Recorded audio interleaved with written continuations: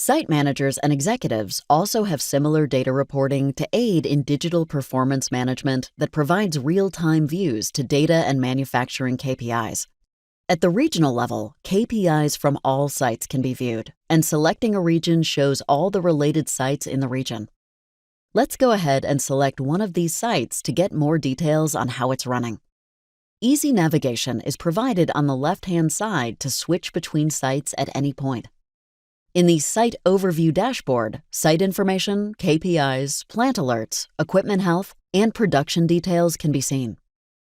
In the Line Performance tab, we can view KPIs on all the lines and filter based on time ranges.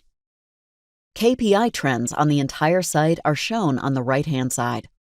In the Production schedule, all site work orders and progress statistics can be viewed, as well as KPIs for the current shift.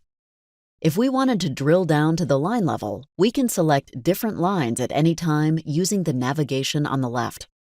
In the Line Info dashboard, KPIs are filtered at the line level, including KPIs on the line, utilization statistics, active alerts, asset health, and details and statistics on the current shift.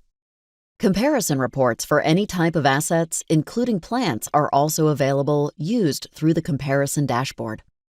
Here, we can compare performance between different sites, assets, and lines. All this reporting from a single location enables users to get insight into plants, sites, lines, and assets like never before, providing transparency into enterprise processes to reduce downtime and improve productivity.